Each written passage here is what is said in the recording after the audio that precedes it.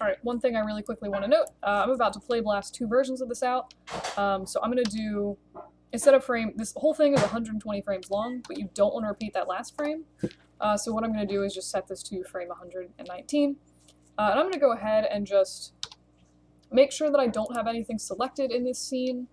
I'm going to go ahead and, so I guess if you're setting up a play blast, this is how I want you to do it. Go ahead, turn on screen and screen space, anti-aliasing, there we go. And make sure, so like if you watch the edge of the sail, it's pretty obvious, so this is no anti-aliasing, this is anti-aliasing, just makes everything look a lot nicer. I'm gonna go ahead and just smooth this. Cool, that smooth honestly better than I was expecting. And you can also turn on screen space ambient occlusion. So that, in this case, actually didn't make a huge difference aesthetically. What it basically does is if something's close to something else, it'll give it like little fake shadows, basically. Alright, so we've set this up. We want to go in, and I'm going to turn off, what? I'm going to go ahead and turn off my resolution gate. Hooray. Wait, no, sorry. Why did I turned it on in a different view? Okay, there we go. So camera 1, go ahead, right-click on your time slider, and do Play Blast. And you're going to want to make sure that some of these settings are what they should be. So scale, set that to 1, otherwise it's going to take whatever your render settings are. Actually, I'm sorry. Otherwise it's just going to scale the video down 50% of whatever size it should be. In this case, the display size is set to from window, which means that if I were to make my Maya scene like really crazy looking, like it will play blast this size video, which is not what you want. So I had the resolution gate turned on earlier so I could actually see what my camera was doing were I to render this. So I'm going to go to from render settings and set that as the display size. It's going to basically pull, like, again, whatever you have. Sorry, here's my play blasting options. They were on another screen. Make sure scale is set to 1. Display size, by default, is set to from window. Put it to from render settings, unless you want to do something weird and custom. Render settings is going to grab anything you have from the presets down, or like whatever you set your image size to here. So that's what we were looking at and basing things on, so that's what I'm going to select for my play blast. You have some different random formats for, you know, video types, what have you. I kind of just do whatever works, honestly. And yes, so we can save this to a file if you want. Looping demo, and I can see, well, like, where do I want to put this. I'm gonna be bad and throw it on my desktop because I'm crazy. Looping demo, good, great. I'm gonna go ahead and apply that, and it should just, what is happening there? Oh, right, okay, sorry, so that's, it's doing from render settings, so that's just dead space that wasn't used in the window. Okay, that makes more sense. Cool. So it's play blasting it, honestly way slower than I was expecting. And what I should have also done is gone through and hidden, okay. Show, there should be somewhere an option for deformers, I would imagine. Okay, well, that's unfortunate. Ideally, you would try to hide that. In this case, it's tiny and I'm not overly concerned about it. And of course, this is the wrong setting, so I'm gonna try, oh, right, QuickTime encoding.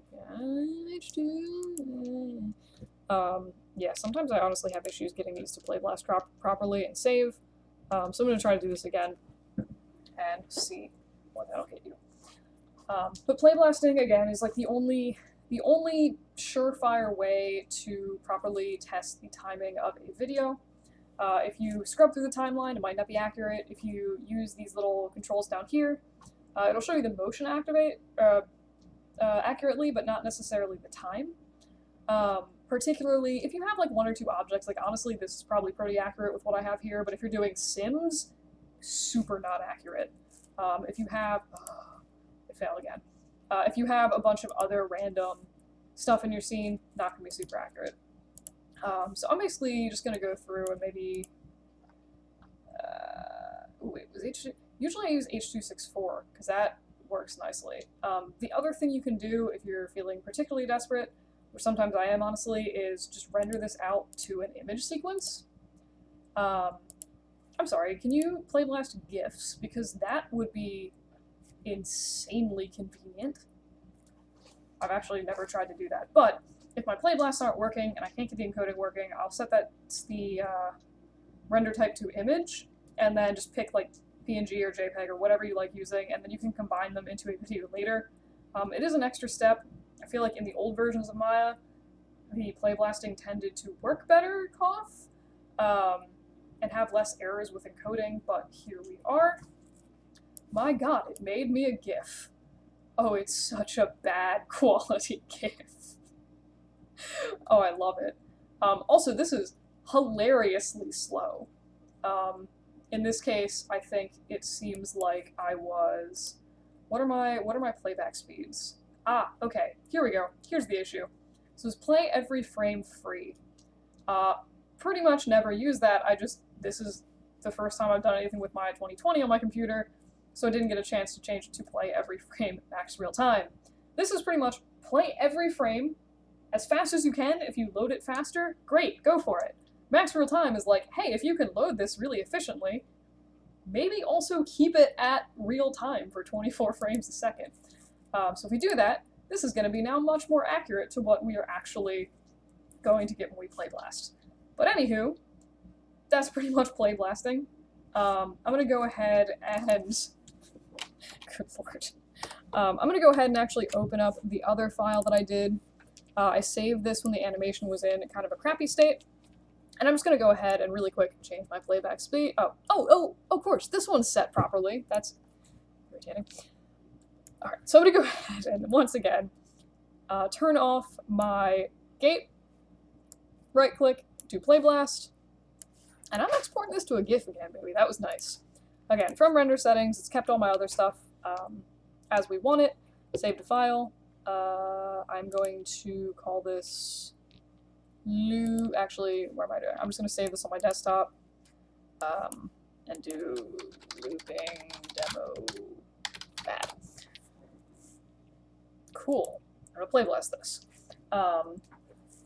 Yeah, so that's, again, basically Playblasting. For this one, actually, this is great because this is the bad one and I forgot to set up all of my other stuff. So, I'll come back in another video and just really quickly analyze the differences between these two looping animations.